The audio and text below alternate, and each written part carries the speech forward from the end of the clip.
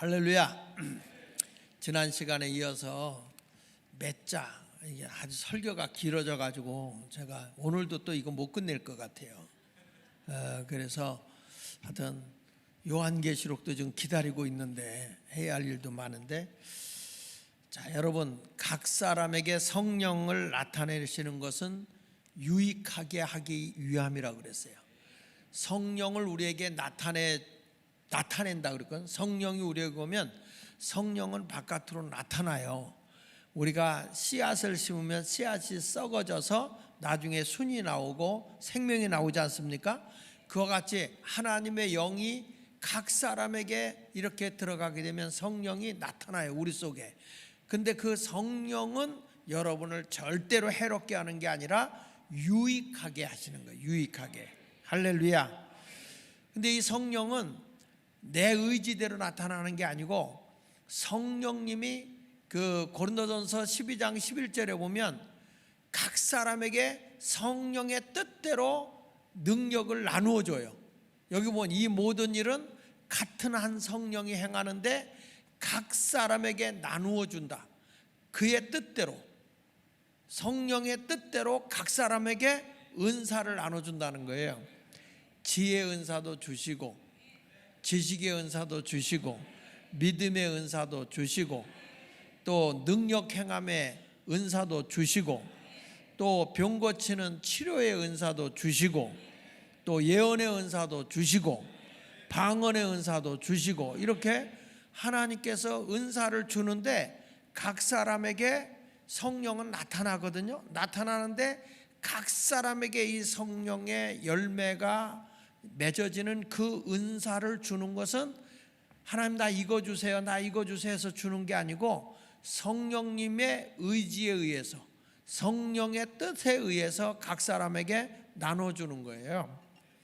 그래서 이 성령은 각 사람에게 가장 필요한 것, 적합한 것, 그것을 주신다는 거예요. 여러분도 오늘 성령이 충만하잖아요. 그러면 하나님이 각 사람에게 적합한 은사를 주실 줄로 믿습니다. 그만큼 성령은 인격적인 분이라는 거예요. 뭐 내가 때를 써가지고 이거 주세요 저거 주세요 하는 게 아니라, 성령을 받으면 성령의 인격에 의해서 우리에게 너무 잘 맞는 은사를 준다는 거예요. 은사라는 것은 영어로 얘기하면 기프트예요. 기프트, 선물이요, 선물. 하나님이 여러분에게 은사를 준단 말이야. 다양한 재능을 줘요. 내가 갖지 못했던 신령한 은사를 준다고요. 이런 은사를 꼭 받아야 돼요. 그래서 지난 시간에 우리가 세 가지를 했는데, 첫째는 지혜의 은사를 줘요. 지혜의 은사. 각 사람에게 성령에 나타나는데 성령으로 말미암아 무슨 은사를 준다고 그랬어요? 지혜의 말씀. 이 지혜라는 게 뭐냐? 어떤 이치나 상황을 깨닫고 그것을 대처할 수 있는 능력이에요. 내가 어떤 이치나 상황을 깨달았을 때 어떻게 이걸 대처해 나가지? 그걸 대처해 나갈 수 있는 능력이 지혜의 은사예요. 예를 들면 솔로몬이 왕이 되고 났는데 어린 나이에 백성을 잘 재판을 해야 되는데 이게 옳은지 저게 옳은지 분별이 안 될 때 하나님 나에게 정말 지혜의 은사를 주셔서 내가 재판을 잘 해서 선악을 분별할 수 있는 능력을 달라. 열왕기상 3장 9절에 보면 누가 주의 이 많은 백성을 재판할 수 있느냐, 누가 옳고 그름을 판단할 수 있느냐, 나에게 듣는 마음을 종에게 달라. 듣는 마음.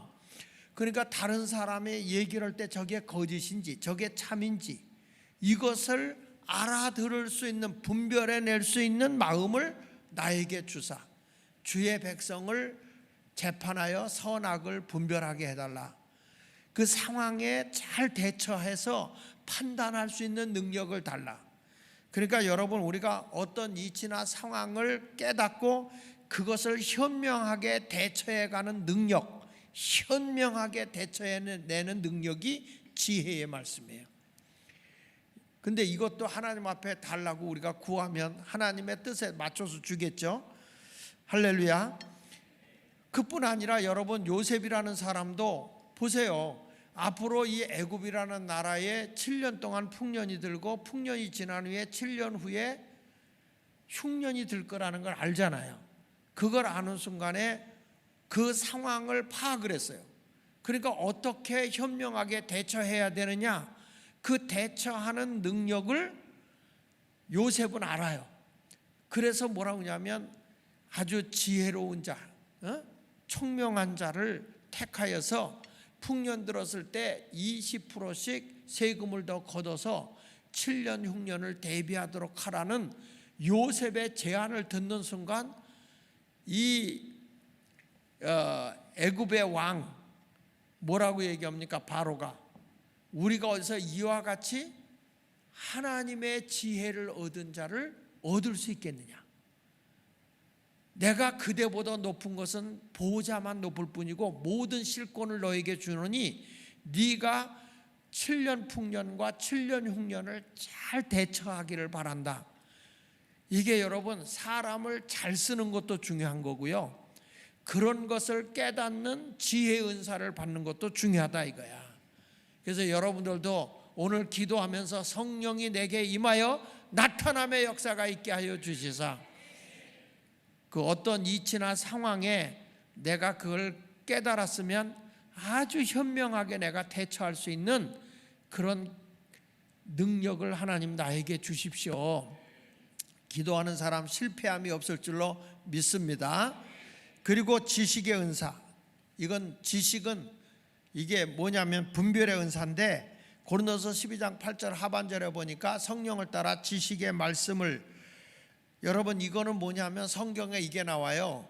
에베소서 1장 17절에 보면 지혜와 계시의 영을 나에게 주사 하나님을 알게 하시고, 하나님을 아는 게 지식이야.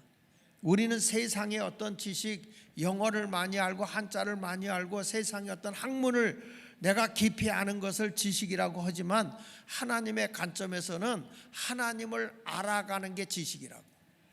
근데 여기서 하나님을 알게 하시고라는 이 알고는 지난번에도 얘기했지만 기노스코, 지식이 그러니까 경험으로 알아가는 거예요. 경험으로.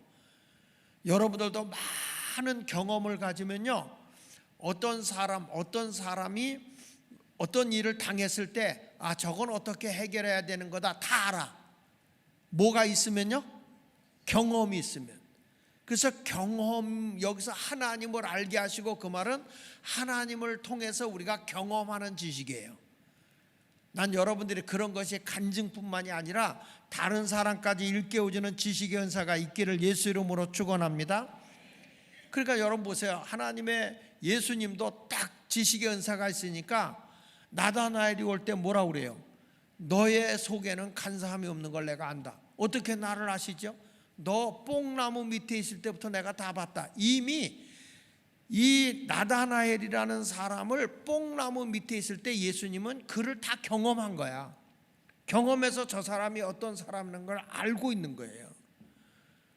그러니까 여러분들 이런 것을 보면 영이 우리에게 충만하게 되면 사람과 대화하면서 그 사람과 만나면서 그 사람됨을 분별하는 능력이 나타나요. 여러분 우리가 누구를 안다고 할 때 예를 들면 우리가 보면 내가 우리 심윤영 전도사님을 안다.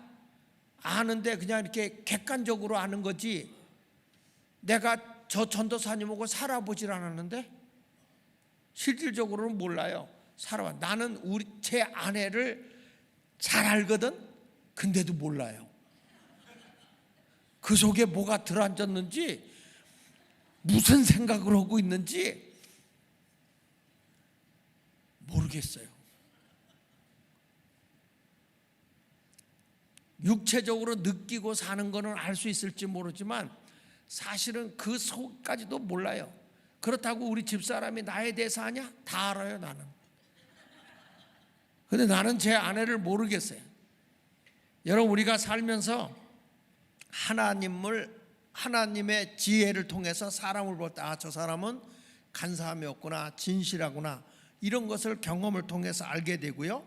사무엘은 사울과 다윗이 왕이 될 걸 알아요. 그런데 나중에 사울을 하나님이 버리잖아요. 그리고 새롭게 다윗을 세울 때 하나님은 사무엘 선지자를 통해서 다윗을 데려오게 하는데 그의 형제들 7이 다 와도 하나님이 아니라는 거예요. 처음에는 잘 몰라가지고 너무 키도 크고 잘생기고 하니까 여기다 기름불을 부어야 되겠다. 그래서 기름을 부으려고 하는 순간에 하나님이 동작 그만 딱 한단 말이야. 사람은 외모를 보지만 나 여호와는 중심을 봐. 그는 중심을 보니 왕감이 아니야. 여러분, 외모를 보고 지도자 뽑으면 안 돼요. 중심이 중요한 거예요. 중심이. 근데 다 7 형제가 와도 하나님은 아니라는 거예요. 이게 다냐 그랬더니 하나가 있긴 있다 이거예요. 누구냐? 빨리 데려와라. 내가 그가 올 때까지는 밥도 안 먹겠다. 그래서 다윗이 온 거예요. 어린 다윗이 왔는데 눈이 빼어나고 말이야, 아주 지혜로워 보였다는 거예요. 하나님이 다윗이 딱 오는 순간에 감동을 주면서 이가 왕이야, 얘가 빨리 기름불을 부어. 그 다윗에게 기름불을 부었는데, 여러분, 사무엘 선지가 기름불을 부었는데 다윗을 누가 키우느냐? 하나님이 키우는 거야. 중심이 하나님께 드려지면요, 우리 하나님은 그 사람을 위대하게 쓰는 거예요. 오늘도 여러분이 중심이 하나님께 드려졌잖아요. 하나님이 인도하신다고요. 마지못해서 교회에 앉아서 여기 앉고 마음과 중심이 하나님께 없으면 하나님은 여러분을 쓰고 싶어도 못 쓰는 거예요. 하나님은 외모만 안 봐요. 이 자리에 와 앉아있다고 하나님이 쓰십니까? 중심이 하나님께 드려져야 쓰시는 걸 믿으시면 아멘 하세요. 보세요, 베드로 같은 사람도 아나니아하고 삽비라가 하나님의 것을 가로챘잖아요. 절반만 드리고 절반은 안 드렸어요.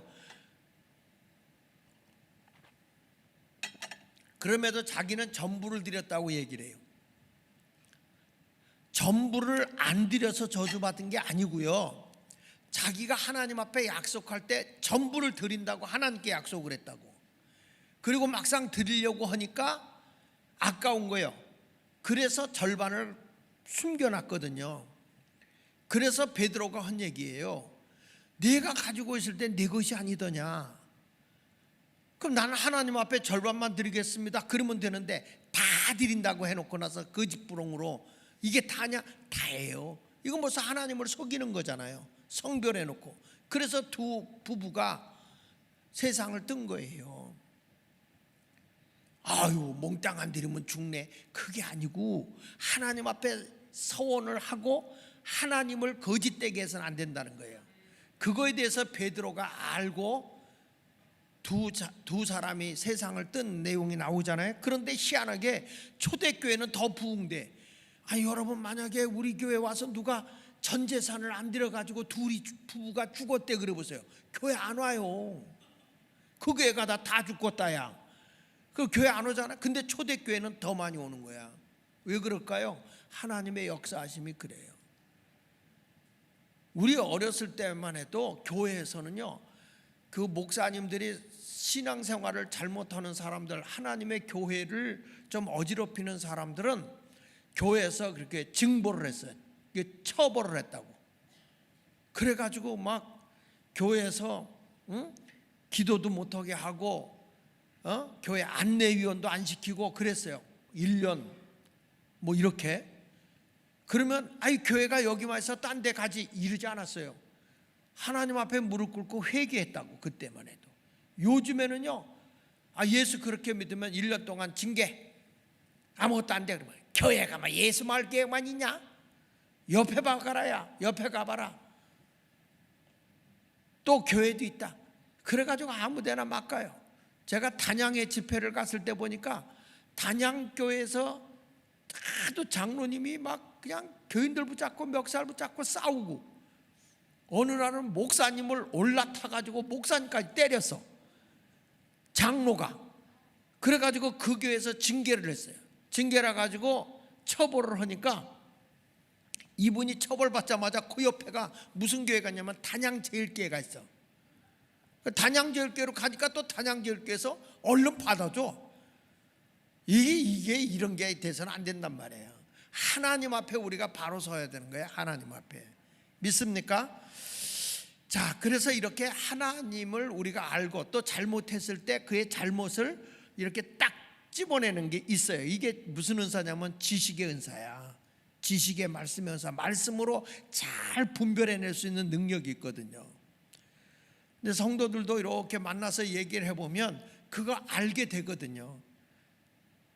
나는 여러분들이 그런 은사를 받으시길 축원합니다. 그리고 이제 세 번째 은사가 지난번에 조금 하다 말았는데 믿음의 은사. 믿음의 은사 따라합시다. 믿음의 은사. 고린도서 12장 9절에 보니까 다른 사람에게는 같은 성령으로 한 성령으로 믿음을 준다는 거예요. 믿음의 은사는 뭐냐? 성령이 주도하는데 성경의 모든 사건이 믿어지기 때문에 순종하는 신앙이에요. 예를 들면 예배를 드리는데, 제사를 드리는데 가인은 자기 임의로 예배를 드렸지만 아벨은 믿음으로 하나님께 예배를 드려요. 그래서 하나님의 말씀대로 그는 온전히 예배를 드려. 그래서 하나님이 누구의 예배를 받아요? 아벨의 예배는 받아요. 왜? 믿음으로 순종하고 가니까 하나님이 그 예배를 받는 거예요. 신앙생활은 내 기준으로 하면 안 돼요. 하나님의 기준으로 신앙생활을 해야 되는 거예요. 그래서 노아는 하나님의 명령이 딱 떨어지니까 믿음으로 방주를 짓죠. 근데 그 방주를 짓는데 바닷가에다 집니까? 산 꼭대기다 지라. 이게 말이 안 되는 거예요. 그런데 믿음이 온 사람은 말씀이 그대로 믿어져요. 하나님의 말씀이니까 순종하는 거예요. 순종하는 거. 믿음의 은사가 와야 순종이 됩니다. 우리는 선택해서 순종을 해. 선택해서요. 내 마음에 맞으면 아멘, 나하고 안 맞으면 노멘. 하나님의 말씀은 인간의 이성의 생각을 뛰어넘는 거예요. 하나님의 능력은 인간을 초월하는 말씀이고 초월하는 능력이기 때문에 하나님의 말씀을 인간의 계산으로는 안 돼. 그러나 믿음으로 행하면 사는 거예요. 믿으시면 아멘. 여러분, 보리떡 5개 물고기 2마리 가지고 왔어요.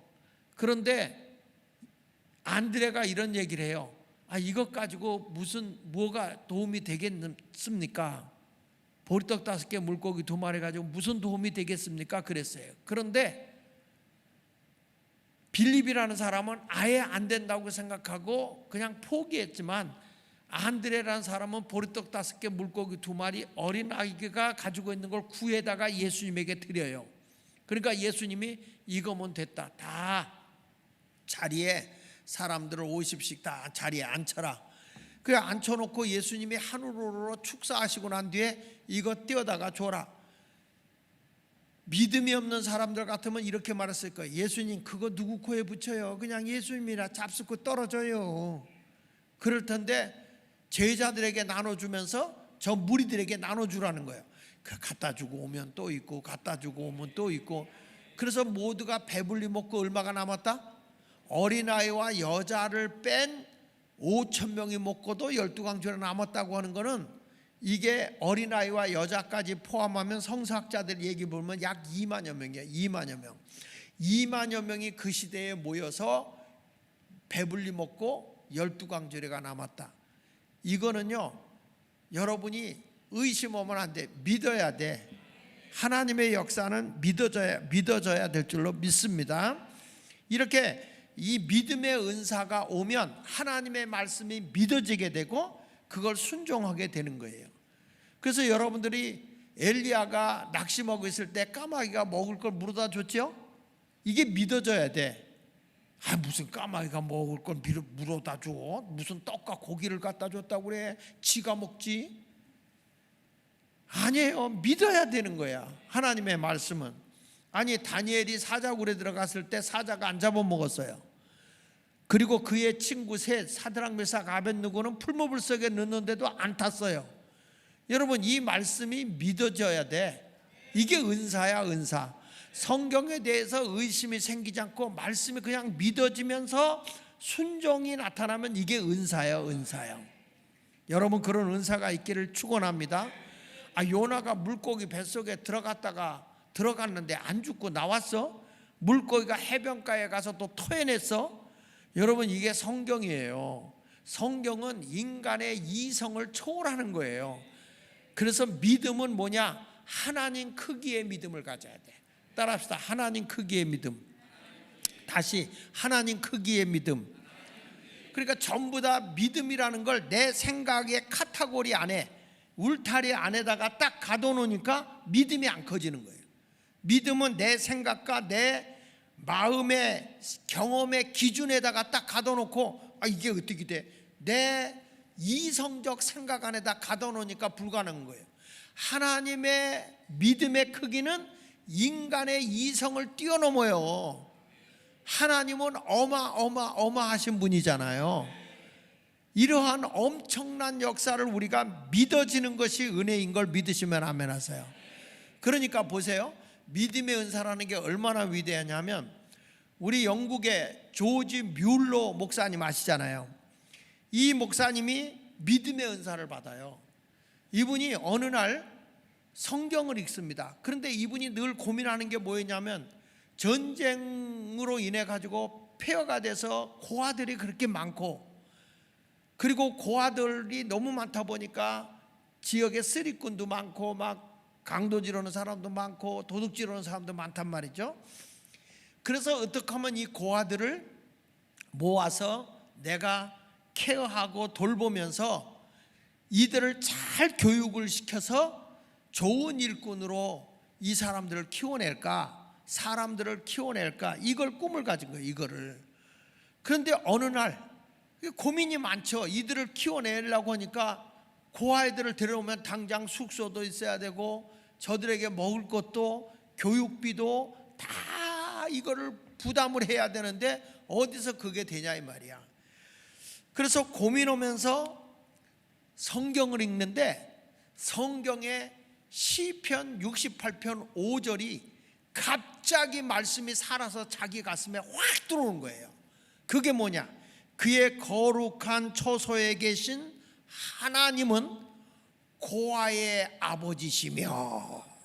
이 말씀이, 이 조지 뮬러가 말씀을 읽는데, 여러분, 그래서 하나님의 말씀은 살아있는 거예요. 하나님의 말씀이 그 조지 뮬러의 가슴을, 심장을 강타해버린 거예요. 그러니까 이분이 무슨 생각이 드는 거냐면, 하나님 아버지가 고아의 아버지라면, 말씀으로 청지를 창조하신 하나님, 무소부재하신 하나님, 가난하게도 하시고 부하게도 하시고 죽이기도 하시고 살리기도 하시고 높이기도 하시고 낮추기도 하시기는 하나님이 진정으로 고아의 아버지시라면 이들에게 먹을 걸 주지 않겠느냐. 그래서 대책 없이 고아들을 다 모아가지고 이들을 교육을 시키기 시작했는데, 하나님, 오늘 양식이 이만큼이 필요하고요, 교육비가 이만큼이 필요하고요, 기도했는데 이분이 이런 얘기를 했어요. 내가 한 번도 사람에게 찾아가서 돈 달라고 한 적 없다. 도와달라고 구걸한 적도 없다. 편지를 보낸 적도 없다. 나는 오직 하나님께 기도만 했다. 기도만. 고아의 아버지, 이게 필요합니다. 이걸 주시옵소서. 이분이 쓴 책에 보면 자기가 기도해서 응답받은 것이 5만 번 이상이라는 거예요. 5만 번 이상. 조지 뮬러 목사님이 세상을 뜨고 난 뒤에 그 비석에 이런 글이 써 있습니다. 오직 성경만을 나의 판단의 기준으로 삼는다. 오직 나의 성경만 내 인생의 판단의 기준으로 삼는다는 거예요. 왜? 자기는 경험을 했다 이거야. 믿음으로 하나님의 말씀대로 순종하면 필요한 것을 하나님이 공급해 주시더라. 하나님이 다 해결해 주시더라 이 말이에요. 그러니까 여러분, 믿음으로 가면 우리가 못할 게 없어요. 다 할 수 있는 자가 되는 거예요. 믿으시면 아멘. 그런 의미로 우리 할 수 있다 한번 다시 불러보고 말씀을 이어나갑시다. 할 수 있다 하신 이는 나의 능력 주 하나님. 할 수 있다 하신 이는 나의 능력 주 하나님. 우리 찬양 한번 합시다.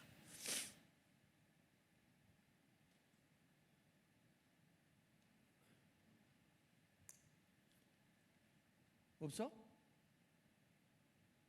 지난주에 다 한 거야. 이제 우리 반주자들하고 내가 우리 집사람하고 차이가 그거야. 우리 집사람은 내가 부르면 바로 나오거든. 여기는 이렇게 해줘야 돼. 그냥 부르면 조바꿈 해서 나올래? 응? 그래.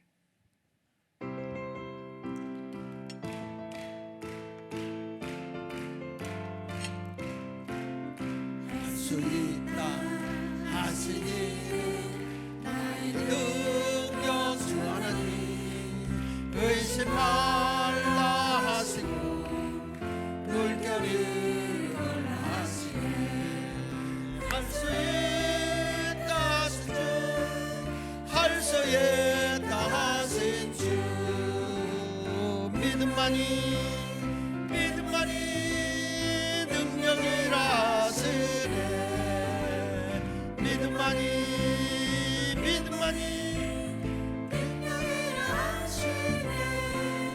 할 수 있다 하시니 나의 능력 주 하나님 나를 바라보시고 능력 준다 하시네. 할 수 있다 하신 주 할 수 있다 하신 주 사랑만이 주여 능력이라 하시네. 생각나는 게 어디냐 원통에 가서 군인들 모아놓고 집회를 했는데 그때 군인들 연병장에다 모아놓고 집회를 하면서 이걸 불렀어요. 이걸 부르니까 군인들하고 부르니까요 나라가 금방 통일되는 줄 알았어. 나 이야 그거 하는데 그 제복 입고 할 수 있다 하신 줄 아는데 얘들이 뜨거워지니까 다 일어나서 할 수 있다 하셔. 지금도요. 그때 거기에 무슨 선교라고 하더라. 그게 산돌 선교회라는 그 목사님들이 주관해서 날 강사로 데려갔던 거거든요. 군인들. 근데 그쪽 그 부대에서 군 생활했던 목사님들이 산돌 선교회를 만들어가지고 군인들 모아놓고 집회하는 거였어요. 그래가지고 거기 강사로 내가 갔는데 그때의 회장이 누구였냐면은 평택순 보험교회 강은식 목사였어요. 그러니까 지금도 그분들 만나면 그 얘기를 해요. 장 목사님 그때 집회할 때 우와 정말 진짜 불덩어리였다는 거예요. 이게 그때 갓 나왔을 때 이 곡은 느렸어요. 근데 내가 군인들하고 하다가 군인들이 할 수 있다 할 때 내가 불 받았어. 여러분 찬송가를 할 때 여러분들이 뜨겁게 하잖아. 그러면 그 열기가 강사에게 오는 거예요. 내가 불 받으면 이 불이 또 여러분에게 가. 능력이 오는 거예요. 그래가지고 거기서 엄청나게 성령의 역사가 강하게 일어났어요. 그게 딱 하고 난 뒤에 그 다음 주간에 상판리 기도원에서 집회를 하는데 이 곡을 부른 거야. 이거 내가 불 받았으니까 할 수 있다 하는데 그때 신영일이 안진뱅이가 일어난 거예요. 그때 그러니까 여러분 나는 이 곡만 부르면 그게 계속 떠오르는 내가 여러분 얘기하는 거야. 이게 계속 이게 떠오르는데 여러분들이 지금 찬송하는 거 보면 아무것도 안 일어나겠어. 그냥 푸닥거리는 것 같아. 할 수 있다. 이게 가슴에서도 불 붙어가지고 뭔가 할 수 있다. 이게 고백이 나와야 되는데 아이고 그냥 막 팔 아파 죽겠는데 피곤해 죽겠는데 왜 박수 치라고 이러니까 안 되는 거야. 이러니까 그냥 막 뜨거워야 돼. 이 박수 치는 게 막 뜨거워. 그래서 빨리 내가 물러나야 돼. 젊은 목사가 와서 그냥 해야지. 아이 정말 여러분들이 안 되면 그냥 그래가지고 이번에 부흥 강사가 이제 1월 신년 집회 오잖아. 1월 마지막 주에 와요. 그 오는 분 내가 목사님 보고 박 목사 보고 선정하라고 했어. 내가 강사를.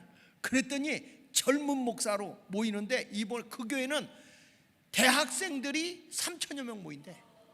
대학생들만. 그래가지고 그냥 완전 기도에 불로 붙이는데 목사님 딴 사람 하지 말고 이분을 했으면 좋겠다. 당신이 마음대로 해. 그래서 그분이 3일 동안.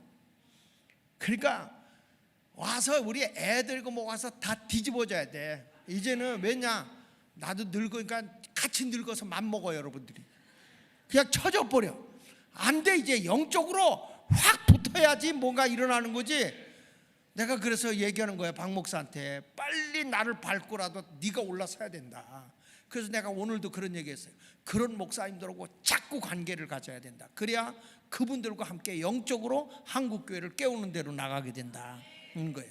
그러니까 나도 그때 한참 부흥 강사 할 때 그런 분들하고 같이 장광용 목사님이나 뭐 권중길 목사님, 고용목 목사님 이런 분들 부흥 강사들하고 한참, 나보다 대선배지만 한참 그분들하고 하다가 내가 그때 장광용 목사한테 욕을 바가지로 먹은 게, 모세 시대는 가고 여호수아의 시대가 옵니다. 그거 했다가 넌 새끼 안 늙냐? 이래가지고 했는데 내가 지금 그 시대가 된 거야. 여호수아 시대는 저쪽이 왔고 나는 모세 시대가 돼서 나는 이제 몰락한다 이렇게 되는 거야. 이제 그 우리 교회가 이제 젊어져야 돼. 힘 있어져야 되고요. 믿으십니까? 근데 여러분들이 그거 보니까 젊어질 것 같지가 않아. 나이가 아니라 마음이 젊어지란 말이야. 힘있게. 아시겠어요? 찬송을 해도 좀 힘있게 하고. 아멘. 잔소리를 해서 그냥 넘어갈게. 노래 찬송 한 번 더 하고 싶은데 그러면 또 그냥 다음 주에 또 갈 것 같아서. 네 번째는 무슨 은사가 있느냐? 여기 보니까 12장 9절 하반절에 어떤 사람에게는 한 성령으로 무슨 은사? 병 고치는 은사를 이렇게 했어요. 자, 처음에는 무슨 은사? 지혜의 은사. 다 까먹었지 벌써. 지혜의 은사. 두 번째는 지식의 은사. 세 번째는 믿음의 은사. 벌써 까먹어. 다시. 첫째는 지혜의 은사. 둘째는 지식의 은사. 셋째는 믿음의 은사. 외워. 믿어져야 돼. 그 다음에 이제 네 번째 은사가 뭐냐면 이게 개인에게 주는 은사예요. 고린도 교회는 개인에게 주는 은사. 그런데 여기서 보니까 무슨 은사를 주느냐? 한 성령으로 병 고치는 은사를 준다. 병 고치는 은사. 할렐루야. 여러분, 성령이 충만하게 오면 우리 하나님은 병 고치는 은사를 주는데, 병을 고치는데 육의 병만 고치는 게 아니야. 주님이 주시는 이 은사는요, 영혼 육을 온전한 전인적 치유를 하는 은사야. 말씀을 듣을 때 내 영도 치유하고 내 마음의 병도 치유하고 내 육신의 병도 치유하는 거예요. 그래서 이 은사가 오면 마음의 병을 든 사람도 예수 이름으로 다 치유함을 받고, 영이 병들어서 신앙의 갈등이 많은 사람들도 오직 믿음의 주 온전케 하시는 예수만 바라보는 사람으로 치유가 되어지고, 육신도 강건해져서 기뻐 뛰며 주를 찬양하는 사람으로 바뀌어지는 거예요. 여기 보세요. 예수님이 가실 때 이 하늘의 능력이 오니까 치유 은사가 나타나잖아요. 마태복음 4장 23절로 24절에 보니까 예수께서 온 갈릴리에 두루다니사 그들의 회당에 가르치시며 천국 복음을 전파하시며 백성 중에 모든 병과 모든 약한 것을 뭐하시니? 고치시니 그의 소문이 온 수리아에 퍼진지라. 사람들이 모든 앓는 자 곧 각종 병에 걸려서 고통당하는 자, 정신적으로 고통당하는 자, 귀신 들린 자, 간질하는 자, 중풍병자들을 데려오니 그들을 고치시더라. 여러분, 내가 믿는 예수 그리스도는 모든 병을 고쳐주셨고 우리에게 사역을 맡길 때는 이 은사를 같이 주는 거예요. 그래서 교회는 육의 병만 고치는 게 아니라 전인적 치유예요. 전인적 치유. 영혼 육을 온전히 치유하는 걸 믿으시면 아멘. 그래서 우리 하나님은 치료의 하나님이신 거야. 출애굽기 15장 26절에 보세요. 여기 보니까 이르시되 너희가 너희 하나님 여호와의 말을 들어 순종하고 내가 보기에 의를 행하며 내 계명에 귀를 기울이며 내 모든 규례를 지키면 내가 애굽 사람에게 내린 모든 질병 중 하나도 너에게 내리지 아니하리니. 다 같이 나는 너희를 치료하는 여호와임이니라. 나는 너희를 치료하는 여호와임이라. 나는 너희를 치료하는 여호와임이니라. 내 육이 병들었을 때 여러분들이 안타까운 건 뭐냐면 예수 이름으로 자꾸 내 병을 저주해야 돼. 왜냐하면 내 안에 계신 분이 우리 주님이시잖아요. 내가 사는 게 아니라 내 안에 그리스도가 살고 계시잖아요. 그분은 우리의 모든 병도 고치셨어요. 내가 믿는 우리 하나님은 치료의 하나님이에요. 병을 여러분 사람이 살다 보면 병이 올 수 있다. 그래서 병을 짊어지려고 하지 말고 예수 이름으로 자꾸 내쫓아버려야 돼. 마귀는 죽이고 빼앗고 멸망시키는 거거든. 마귀는 죽이고 빼앗고 멸망시키지만 우리 주님은 살리는 거예요. 더 주시는 거예요. 그리고 우리에게 멸망시키는 게 아니라 흥왕시키는 분이 하나님이시란 말이야. 그러니까 우리 주님을 모신 사람은 당연히 삶이 흥왕해야 되는 것이고, 그리고 여러분들이 성공해야 되는 것이고, 그리고 여러분들이 건강해져야 되는 것이 주님의 역사인 거예요. 그래서 요한삼서 1장 2절에 잘하는 거잖아요. 뭐라고 그랬어요? 내 사랑하는 자여, 내 영혼이 잘된 같이, 하나님과 관계가 영적으로 잘 맺어진 것 같이 하나님과 나의 신앙의 상태가 건강해졌다면 내가 범사의 모든 것이 잘되고, 범사의 모든 것이 잘되고, 손 닿는 것마다 형통하고, 그 말이야. 강건하기를 내가 간구하노라. 영도 건강하고 마음도 건강하고 육신도 건강하기를 내가 원하노라. 할렐루야. 그러니까 예수님이 지나가잖아요. 중풍병 걸린 사람을 네 사람이 메고 가서 사람이 많아서 들어갈 수 없어요. 지붕을 뜯어서 예수님 앞에 내려놨어요. 그랬더니 예수님께서 그 사람을 보고 내 죄사함을 받았다, 내 자리를 들고 일어나 걸어가라. 문둥병자가 그 자리에서 일어나서, 중풍병자가 그 자리에 일어나서 걸어가는 거예요. 주님의 말씀을 믿고 행하는 순간에 병이 낫는 거예요. 할렐루야. 이것이 하나님의 역사인 걸 믿으시면 아멘 하세요. 저는 그런 경험이 많아요. 제가 그 광주에 가서 집회할 때, 전라도 광주에 가서 집회할 때 이 발목이 이게 잘라야 될 사람이 온 거예요. 그 발목을 자기가 차에서 내리다가 삐끗했는데 낫지 않고, 그래서 기부스도 해보고 다 했는데 이게 안 나. 그래가지고 몇 년이 지난 후에 이거 이제 발목을 절단하기로 하고 수술 날짜 잡은 거예요. 얼마 안 남았어. 근데 집회가 열렸는데 이분이 온 거예요. 와가지고 새벽에 와서 목사님 지팡이 짚고 와서 기도 좀 해주세요. 2차 저차, 4차 저차, 기차 열차 KTX가 있어서 내가 발목을 잘라야 됩니다. 그래서 했다가 주님은 능치 못함이 없습니다. 그 하나님을 믿으십니까? 그리고 주님이 무엇인지 주의 이름으로 기도하면 이루어 주시는 걸 믿습니까? 믿는데, 그러면 예수 이름으로 제가 기도하면 병이 날 걸 믿습니까? 믿습니다. 그래 기도했어요. 예수 이름으로 발목에 힘이 오고 모든 병은 떠나가고 통증도 사라지고 치유함이 있을지어다. 그리고 예수 이름으로 기도했어요. 기도하고 저는 그걸 참 잘해요. 이렇게 짚고 온 걸 뺏었어. 걸어가라고. 그러니까 아프니까 못 걷는 거예요. 아니 기도했으니까 가면 낫는다고.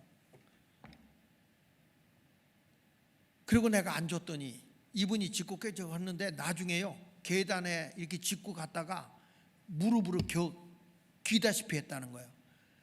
근데 그날 저녁에 식사 대접하러 오라고 그래서 갔더니 그 사람이 나타난 거예요.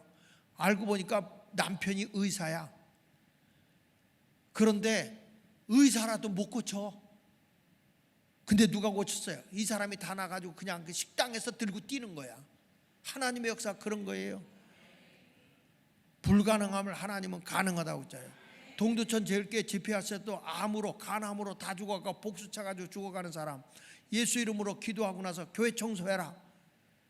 못한다는 거예요. 그러면 죽어라 그랬죠. 하려고 노력할 때 하나님 힘 주는 거거든. 그래서 예수 이름으로 기도했는데, 그리고 나서 집회 끝나고 왔죠. 저는 이제 집회 끝나고 오면 되는 거니까. 그 다음에 권중길 목사님 또 오라고 해서 갔는데, 누가 와서 그냥 바깥에 내리자마자 나를 끌어안고 막 하는데, 누구냐고. 남자가 나를 끌어안어. 누구냐 그랬더니, 목사님 그때 간암을 앓던 내가 납니다. 지금 내가 교회 청소 다 하고 있습니다. 여러분, 하나님 앞에 믿음을 가지면 능치 못함이 없는 하나님이 이루어 주시는 거예요. 그래서 생명도 하나님 손에 달려 있고 치료하는 것도 하나님 손에 달려 있는 거예요. 믿습니까? 언제 이 병이 낫느냐? 기도 시간에 낫더라. 기도 시간에. 성경에 사도행전 3장 1절에 보니까 제9시 기도 시간에 베드로와 요한이 성전에 올라가다가 안진뱅이 있는 걸 보고 예수 이름으로 일어나 걷게 했죠. 언제 그 기적이 일어났어요? 제9시 뭐 시간에? 제9시면 오후 3시야. 오후 3시 기도 시간에 베드로와 요한이 성전으로 올라갈 때 안진뱅이를 보고 예수 이름으로 기도하니까 나은 거예요. 그래서 교회는 뭐가 살아야 되느냐? 기도가. 성경 마태복음 21장 13절에 예수님이 하신 말씀이잖아요. 그들에게 이르되 기록된 바 내 집은 뭐라고 그랬어요? 주님의 집은 뭐하는 집이라고 그랬어요? 기도하는 집이라 일컬음을 받으리라 하였거늘 너희는 강도의 소굴을 만든다.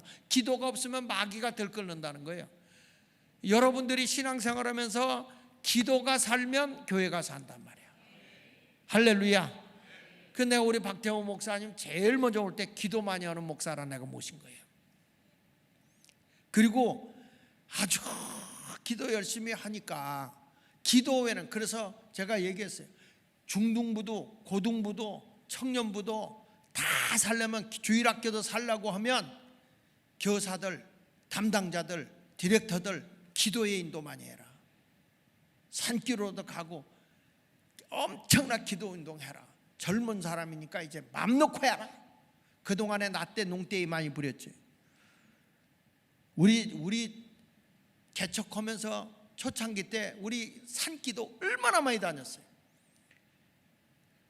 기도원으로 뭐 그냥 어디 가면 지금도 기억나는 게 임마누엘 기도원 수동이요. 수동. 거기 우리 교인들 가서, 그때는 여자들이 그렇게 이러는 사람이 많지 않았어요. 낮에 그냥 가자 그러면 딱 가는 거야. 우리 교인들은 시장통에 살아서 기도하러 가는 게 아니야. 먹으러 가는 거야. 뭘 그렇게 싸들고 이렇게 가요. 그냥 아주. 그런데 거기 가서 그냥 찬송을 할 때 얼마나 불인지 그냥 뛰는데 애기가 뒤로 튀어나오는 것도 모르고 뛰어. 그러면 그 애기를 내가 붙잡고 안수한다니까. 그래서 제가 애기를 잘 봐요. 자는 애를 눕혀놨는데 그 사이를 그냥 비켜가면서 춤을 추는데, 이렇게 우리 교회가 기도로 큰 교회예요. 기도가 아니면 안 돼. 여러분, 우리는 철야기도 한다. 우리 그 개척할 당시부터 지금 우리 여기 와서 좀 제가 늙어서 시원찮아서 그래요. 근데 진짜 기도할 때 보면 불이요, 불. 이강배 장로님 그리 안 그려? 밑에는 1억궁 술집이요. 지하는 1층은 상터, 2층은 우리 교회, 3층은 당구장, 4층은 무당집. 그런데 어디 때문에 안 되느냐? 우리 교회 때문에 무당이 구술한대. 밑에서 1억궁에서 술 퍼먹고 춤추다가 나오니까 위에서 기도 소리가 나면 술 먹고 와서 행패 부리는 자들. 근데 우리 교회는 잘못 오는 거예요. 우리 교회는 좀 주먹 세게 있는 사람이 그때 많았어. 이런 분들이 가가지고 손을 다 꺾거나. 여러분, 정말 우리 교회가 이제까지 온 건 기도예요. 기도 외에는 어떤 기적이 일어날 수 없어요. 성경 이사야 56장 7절에도 보면 내가 그들을 나의 성산으로 인도하여 같이 기도하는 내 집에서 그들을 기쁘게 할 것이며. 보세요, 기도하는 내 집에서 하나님이 기쁘게 한다고 그랬잖아요. 그들의 번제와 희생을 나의 제단에 기꺼이 받게 되리니 다 같이 이는 내 집은 만민이 기도하는 집이라 일컬음이 될 것임이라. 그래서 하나님의 기적은요, 기도하는 집에서부터 성령의 역사가 나타남으로써 이루어지는 거야. 할렐루야. 그래서 여러분 모두가 치유의 역사가 일어나는데 기도할 때마다 다 병마가 떠나가기를 축원합니다. 사도행전 14장 8절에도 보면 루스드라에 발을 쓰지 못하는 한 사람이 앉아 있는데 나면서 걷지 못하게 되어 걸어본 적이 없는 자라.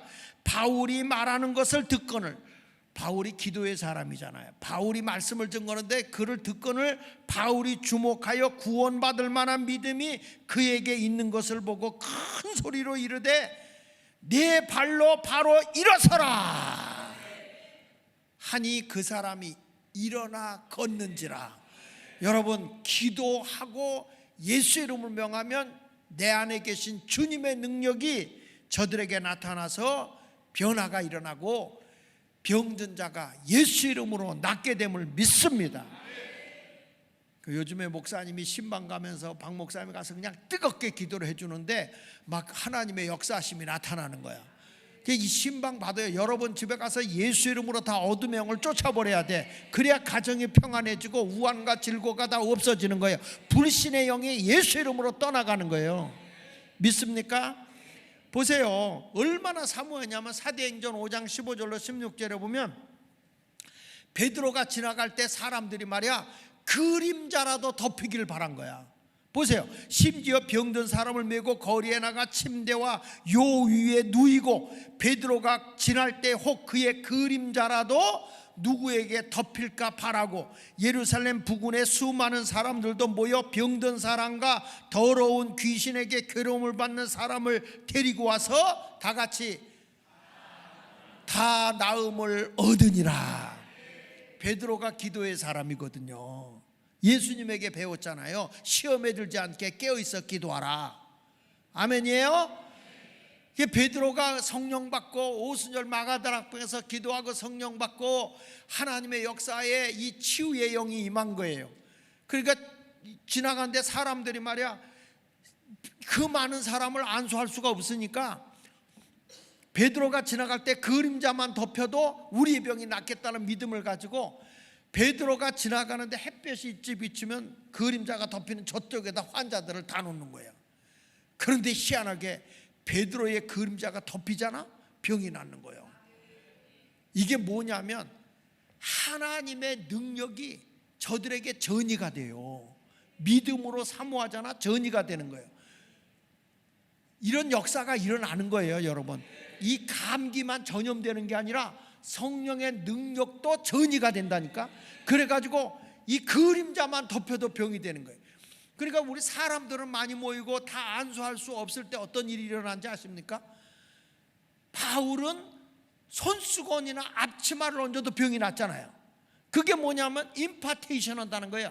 하나님의 능력이 전이된다는 거예요. 우리나라의 초창기 부흥운동이 막 이러고 한강 강변에 막 어마어마한 사람들이 모이고 그럴 때 그때에 이제 우리 나훈몽 장로라든지 그 다음에 그 당시에 이단으로 나중에 전도관으로 빠졌지만 박태선이 처음에 이분들이 다 감리교인이야. 평신도예요. 평신도. 성령을 받고 말씀을 전하는데 불이 떨어진 거예요. 목사들이 정치에 빠져가지고 뭐 그냥 싸우는 거야. 뭐냐면 뭐 신사참배 했니 안 했니 가지고 교단 정치에 빠져가지고 막 이런 것들만 한 거야. 그래가지고 그런 것들에 대해서 하나님이 딱 제껴버리고 평신도를 쓴 거예요. 평신도. 그래서 목사들이 정신 안 차리면요 하나님은 여러분들을 쓰시는 거야. 아멘이 자네 안 쓸 것 같아. 예? 사모하면 쓰시는 거야 하나님이. 그 당시에는요 진짜 그랬어요. 물을 떠다가 먹이면 속병이 다 났어. 그분들이 기도하고 먹이면 나는 이게 뭐냐면 안수할 수 없으니까 물이라도 먹이면 막 임파테이션 되는 거, 막 성령이 막 전이가 되는 거야. 이런 역사가 일어났다니까요. 할렐루야. 여러분들도 믿음을 가지고 사모하면 하나님이 내 믿음대로 될지어다 그랬잖아. 내 믿음대로. 내 믿음으로 하는 게 아니라 내 믿음대로, 내 믿음으로 가지고 사모하면 예수 이름으로 손대는 순간에 그냥 역사가 일어나는 거예요. 여기 보세요. 사도행전 19장 12절에도 보면 심지어 사람들이 바울의 몸에서 손수건이나 앞치마를 가져다가 병든 사람에게 얹으면 그 병이 떠나고 뭐가 됐다고? 악기도 나가더라. 예수 이름으로 여러분 이런 치유 은사가 성령으로 나타나기를 예수 이름으로 축원합니다.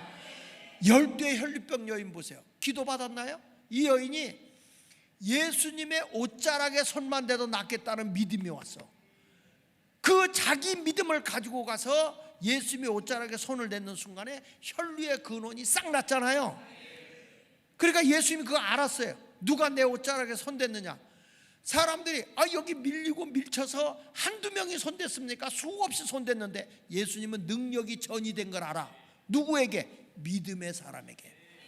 사모하면서 믿음으로 매달릴 때 치유의 능력이 나타나는 거예요. 여러분, 우리도 누구 때문이 아니라 여러분도 기도하면서 예수 이름으로 기도하잖아. 예수님의 능력이, 내 안에 계신 예수님의 능력으로 그게 임파테이션이 돼요. 전이가 돼요. 전이가 되면서 역사가 일어나는 줄로 믿습니다. 이런 능력을 우리가 받아야 돼요. 다시 말합니다. 이제 우리 예수마을교회에 제발 부탁하는데 병을 짊어지고 가지 말고 오늘 이 자리에, 그래서 교회는 다 여기가 베데스다 연못이 돼야 돼. 베데스다 연못. 여기 와서 목욕만 하면 병이 다 낫는다는, 예수마을 교회만 가면 어떤 병이든지 낫는다더라. 그래서 수많은 사람이 몰려와야 되는 거예요. 그러면 그러기 위해서는 교회가 기도의 영이 살아있어서 예수 이름으로 기도하는 동안에 여러분 어둠의 영이 쫓겨가는 거야. 막 여기서 불이 등짝으로 막 뜨겁게 온단 말이에요. 우리가 기도하고 막 찬양하며 뜨겁게 올 때 여러분 교회 와서 딱 앉기만 해도 등허리에 불이 왔어. 지금 다시 그게 와야 돼. 내가 보니까 이제 그게 오는 것 같거든. 여러분들도 사모하고 매달리면 하나님의 이 엄청난 역사가 임하게 될 텐데, 여러분 그냥 왔다 가지 말고 이렇게 기도해. 주여, 성령의 나타남이 내게 오게 하소서. 성령님의 나타남이 내게 오셔서 그냥 왔다 가는 사람이 아니라 같이 은사 집회할 때에 귀신이 떠나가고 병든 자가 낫고 기적의 역사가 일어나고 하나님의 큰 열매가 나타나게 하여 주시옵소서. 지혜의 은사도 있고 지식의 은사도 있고 믿음의 은사도 있고 치유의 은사도, 치료의 은사도 나타나는, 다시 말하면 병고침의 은사도 나타나기를 원하면 아멘. 할렐루야, 할렐루야. 그래서 그 다음에 나오는 게 뭐냐? 그 다음에 나오는 게 기적의 은사예요. 기적의 은사. 따라합시다. 기적의 은사.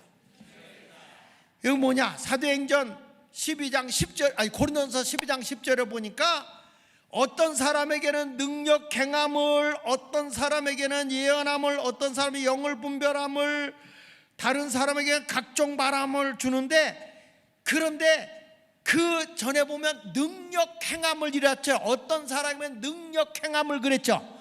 이 능력이 뭐냐면 기적이요. 기적. 따라합시다. 능력 행함을. 어떤 사람에게는 뭐를? 다시, 어떤 사람이 누가 돼야 돼? 대답은 잘한다.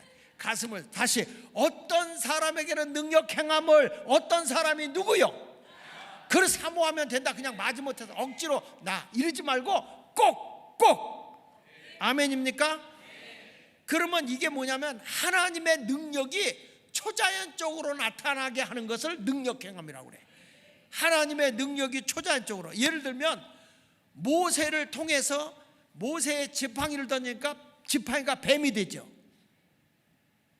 성경에 그렇게 나오잖아. 이게 기적이야. 이게 기적. 이런 게 능력행함이야. 그런데 이거는 누구도 했어요? 마술사들도 행했어. 그래서 여기 보면 출애굽기 7장 9절에 바로가 너희에게 이르기를 너희는 이적을 보이라 하거는 너는 아론에게 말하기를 너희 지팡이를 들어서 바로 앞에 던지라 하라. 그것이 뱀이 된지라. 그런데 나중에 그들이 따라오지 못하는 게 뭐냐? 하나님의 능력을 했는데 지팡이를 들 때마다 기적이 나타나고, 여러분 놀라운 건 홍해를 갈라. 홍해를, 이 지팡이를 딱 들고 내미는 순간에 하나님의 급하고 강한 바람이 불어서 홍해를 쫙 갈라버려. 이런 우리의 길을 여는 거예요. 우리의 길을. 여러분, 하나님의 그 강력한 성령의 바람이 불면요, 우리가 어디로 가야 될지 모를 때 하나님이 길을 내더라고. 길을 내요.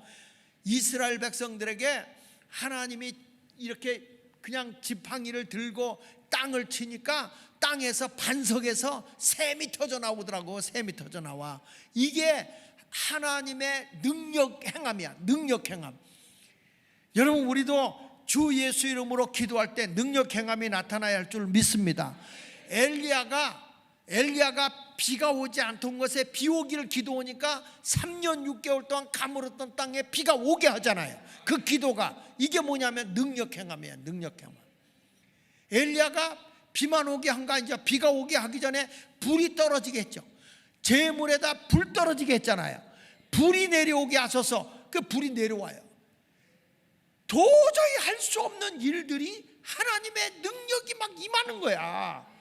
여러분, 이런 역사가 임하기를 예수 이름으로 축원을 드립니다.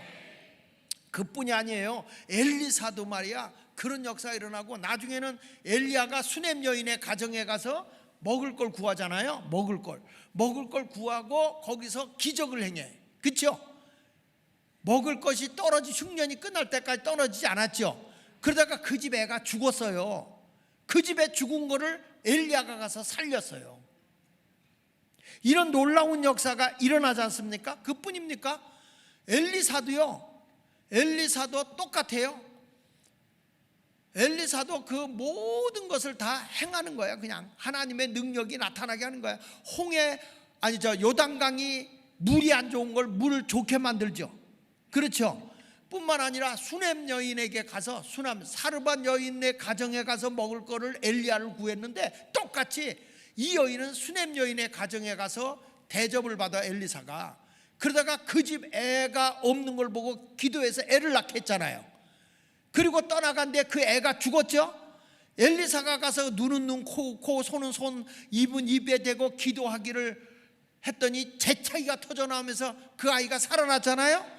이렇게 기적을 행했다고. 기적을, 하나님의 능력의 기적을 보이는 것, 이게 뭐냐면 성령의 나타남이야. 성령의 나타남. 오늘도 여러분 그냥 철야기도에 왔으니까 왔다 그러지 말고 하나님 나에게 병고침의 은사도 나에게 주시고요, 이렇게 기적을 보여주는 능력 행함도 나에게 임하게 하여 주시옵소서. 할렐루야, 할렐루야. 간단하게 해야 되겠어. 6번째는 예언의 은사예요. 예언의 은사. 무슨 은사? 예언의 은사. 고린도서 12장 10절에 보면 어떤 사람에게는 뭘 준다고 그랬어요? 예언의 은사. 어떤 사람은 영분별 그랬는데, 예언의 은사는 뭐냐면 이 하나님의 교회를 세우는 은사예요. 다시 말하면 덕을 세우고 권면하고 위로해 주는 은사가 예언의 은사야. 따라합시다. 덕을 세우고 권면하고 위로해 주는 거다. 자, 거기 보세요. 고린도전서 14장 3절 시작. 그러나 예언하는 자는 사람에게 말하여 뭘 세우며? 덕을 세우며. 사람이 예언할 때 말이야, 덕스럽게 해야 돼. 만약에 내가 옆에 누가 사람이 있어. 근데 이분을 예언하려고 하는데 이분의 죄를 끄집어내서 회개시켜야 할 일이 하나님이 보여줄 때가 있어요. 그때는 사람이 옆에 있으면 안 돼. 그래서 사람을 다 내보내는 거예요. 내보내고 그 사람하고 나하고 있을 때에, 단둘이 있을 때 얘기를 해서 회개하게끔 하는 거야. 이게 뭐냐면, 예언이라고 하는 것은 내가 이렇게 하나님의 계시를 받았다, 그리고 다른 사람에게 자랑하기 위해서 그 사람의 허물과 약점을 끄집어내서 막 보여주는 거. 그래서 그 사람이 나중에는 창피해서 교회를 못 나온다고. 이거는 공동체를 파괴하는 거예요. 예언의 은사는 덕을 세워야 돼. 덕을. 그 다음에 뭐냐면 그분을 잘 권면해서 이렇게 신앙생활하고 이런 걸 회개하고 권면하고, 그 다음에 뭐냐, 그럴 수밖에 없이 살아왔으니 위로해 주는 거야. 여러분, 이게 예언이야. 예언에 가서 무슨 점쟁이한 것처럼 무슨 일을 했구나, 못된 것 같은 일하고. 꼭 무당들이 할 때 보면요, 무당들이 막 책망할 때면 다 반말이에요. 다. 무당들이 점할 때는 다 반말이에요. 우리 예언하는 사람들은요, 예언하잖아. 예언하는 사람은 내가 우리 교회에서 예언 은사 받은 분들을 훈련시킬 때, 권장로님 다 아시지? 그 예언할 때 절대 내가 그렇게 못하게 해요. 그냥 직접 받아서 하나님의 직통 계시를 하는 것처럼 이렇게 해서는 안 돼. 그 말씀을 잘 거슬러서 설명을 해가지고 덕스럽게, 하나님은 이렇게 하기를 원하십니다, 이렇게 하라고 그랬지. 지가 하나님이 돼가지고. 아이고, 그 전에 어떤 사람이 예언 은사 받았다고 하는데 보니까 얼굴에 써놓고 다녀. 꼴값 떠네 이러고 다니는 거예요. 그래서 제대로 예언하려면 나한테 와서 훈련받고 해. 그랬더니 와서 얼마 있다가 그걸 못하는 거야. 여러분, 우리가 거짓 영을 받으면 안 되거든요. 예언할 때 아차 잘못하면요, 이게 사탄의 영에 씌워요. 그래서 예언의 은사 뒤에는 반드시 영분별의 영이 있는 거예요. 영을 분별해야 돼. 이게 성령의 역사냐, 이게 지금 성령을 가장한 마귀의 영이냐, 이것을 분별해내야 되는 거예요. 그래서 여기 보니까 여러분들이 알아야 돼요. 예언하는 자는 사람에게 말하죠. 하나님의 뜻을, 하나님의 그 미래를 알게 하거든요. 이럴 때 뭐냐면 덕을 세우고 권면하고 위로해 주는 거예요. 그래서 설교와 예언의 차이가 있는데, 설교는 뭐냐면 하나님의 말씀을 대언하는 거예요. 그래서 하나님의 말씀을 선포하는 거예요. 선포. 그리고 예언은 뭐냐면 미래의 하나님의 뜻, 또는 그가 하나님의 뜻을 저버린 것을, 모르는 것을 깨워주는 거예요. 개인적으로. 그러니까 여러분, 예언이 주는 유익은 뭐냐면 그 사람에게 힘을 주고, 그 사람에게 권면을 해주고, 그 사람에게 위로를 해주고, 잘못한 거에 대해서는 회개를 시키고, 이래서 공동체 생활을 하게 하는 게 예언이에요. 보세요. 노아는요, 하나님의 예언을 받아요. 앞으로 세상이 심판을 받게 된다는 걸 알아요. 그렇지만 그에게 하나님의 말씀에 순종하게 하잖아요.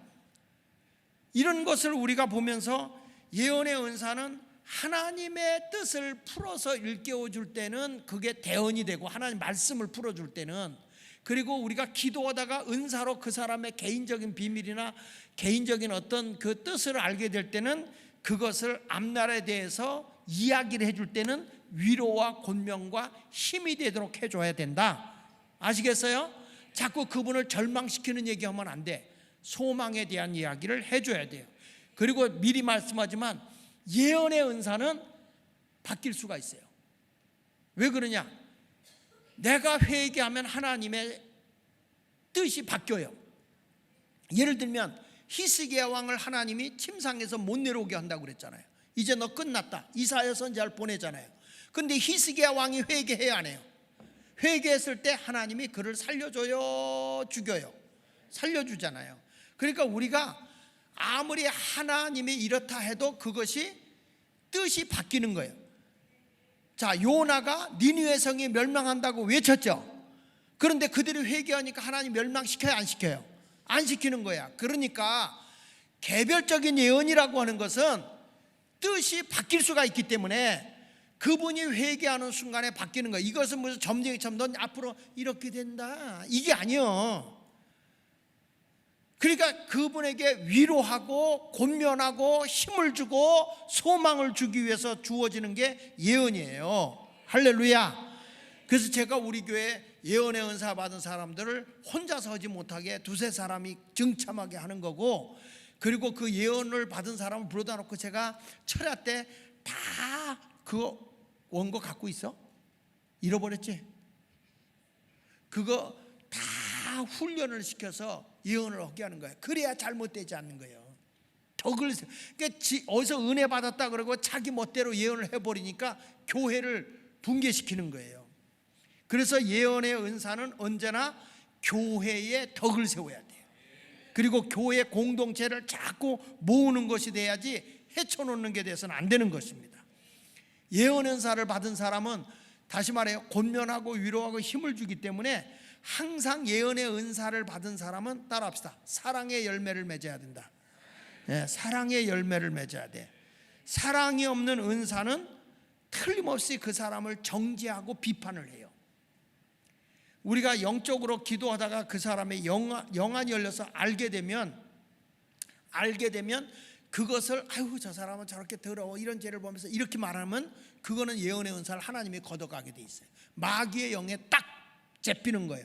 그 순간에 항상 우리는 그리스도의 사랑 70번씩 7번이라도 용서하는 사랑으로 그 사람을 잘 권면하고 위로해서 덕을 세우고 소망을 주고 위로해주는 그런 모습이 돼야 됩니다.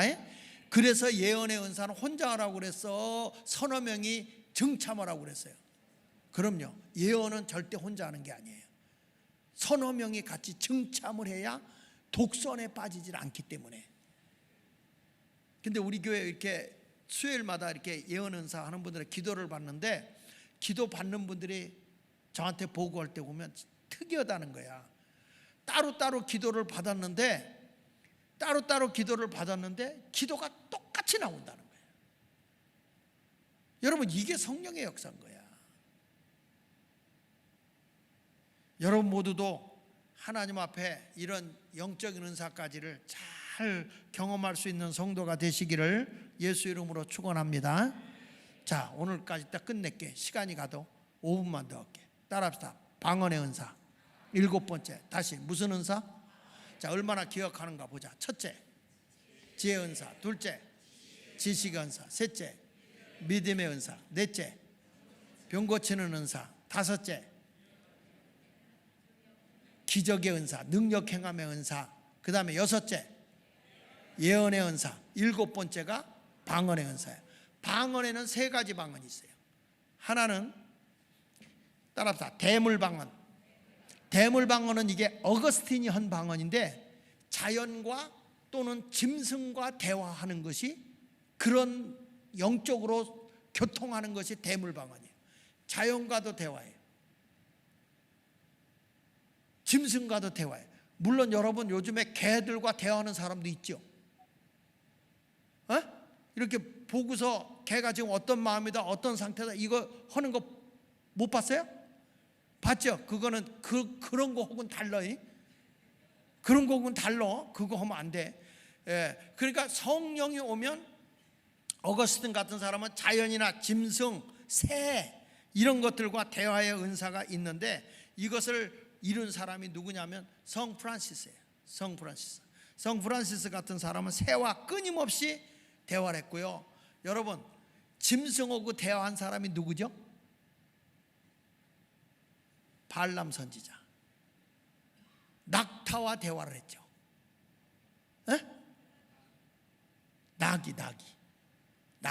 나귀와 대화를 했죠. 그러니까 이렇게 짐승과 대화하는 방언이 무슨 방언이라고요? 대물방언. 그 다음에 무슨 방언이냐면 따라합시다. 대인방언. 다시 대인방언. 이건 뭐냐면, 내가 다른 나라의 언어를 배우지 않았는데도 다른 나라 언어로 방언하는 거예요. 이게 사도행전에 나타나 있는 방언이죠. 우리 한번 볼게요. 사도행전 2장 4절에 그들이 다 성령의 충만을 받고 성령의 말하게 하심을 따라 다 같이 다른 언어들로 말하기를 시작하니라. 그때 경건한 유대인들이 천하 각국으로부터 와서 예루살렘에 머물러 있던 이 소리가 나매 큰 무리가 모여 각각 자기의 방언으로 제자들이 말하는 것을 듣고 소동하여 다 놀라 신기하게 여겨 이르되, 보라, 이 말하는 사람들이 다 갈릴리 사람이 아니냐?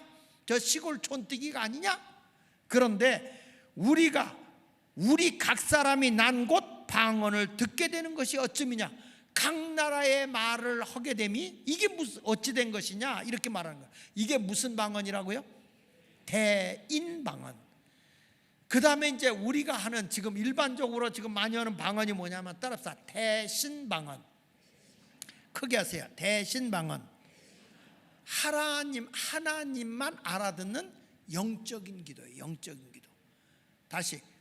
자, 방언에는 3종류가 있어요. 첫째, 대물방언. 둘째, 대인방언. 셋째, 대신방언이야. 고린도전서 14장 2절에 보면, 방언을 말하는 자는 사람에게 하지 아니하고 누구에게 한다?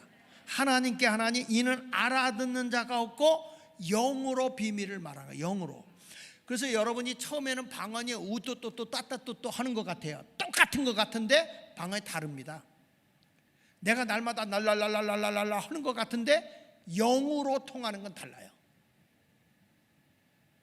그래서 여러분들이 방언을 많이 깊게 하라는 거야. 내가 하나님과 영으로 교통하는 거예요. 영과 영끼리 서로 교통하는 게 방언기도예요. 고린도전서 14장 14절로 15절 볼게요. 시작.